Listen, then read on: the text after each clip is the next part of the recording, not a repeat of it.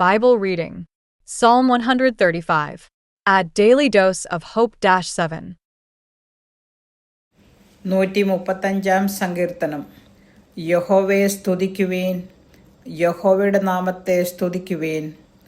യഹോവയുടെ ദാസന്മാരെ അവനെ സ്തുതിക്കുവീൻ. യഹോവയുടെ ആലയത്തിലും നമ്മുടെ ദൈവത്തിൻ്റെ ആലയത്തിൽ പ്രകാരങ്ങളിലും നിൽക്കുന്നവരെ യഹോവയെ സ്തുതിക്കുവീൻ. യഹോവ നല്ലവനല്ലോ, അവൻ്റെ നാമത്തിന് കീർത്തനം ചെയ്യുവീൻ, അത് മനോഹരമല്ലോ. യഹോവ യാക്കോബിനെ തനിക്കായും ഇസ്രായേലിനെ തൻ്റെ നിക്ഷേപമായിട്ടും തിരഞ്ഞെടുത്തിരിക്കുന്നു. യഹോവ വലിയവനെന്നും നമ്മുടെ കർത്താവ് സകല ദേവന്മാരിലും ശ്രേഷ്ഠനെന്നും ഞാൻ അറിയുന്നു.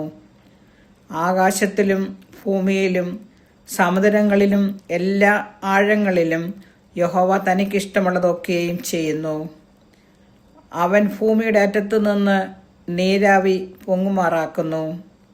അവൻ മഴയ്ക്കായി മിന്നലുകളെ ഉണ്ടാക്കുന്നു.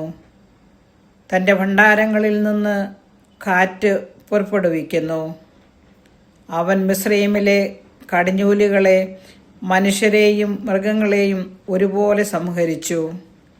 മിസ്രയീമേ, നിന്റെ മധ്യേ അവൻ ഫറവോൻ്റെ മേലും അവൻ്റെ സകല ഭൃത്യന്മാരുടെ മേലും അടയാളങ്ങളും അത്ഭുതങ്ങളും അയച്ചു.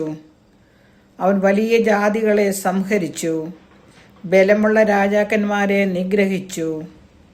അമോര്യരുടെ രാജാവായ സീഹോനെയും ബാശാൻ രാജാവായ ഓഗിനെയും സകല കനാന്യ രാജ്യങ്ങളെയും തന്നെ.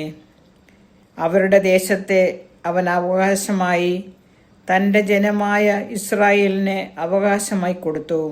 യഹോവേ, നിന്റെ നാമം ശാശ്വതമായും യഹോവേ, നിന്റെ ജ്ഞാപകം തലമുറ തലമുറയായും ഇരിക്കുന്നു. യഹോവ തൻ്റെ ജനത്തിന് ന്യായപാലനം ചെയ്യും.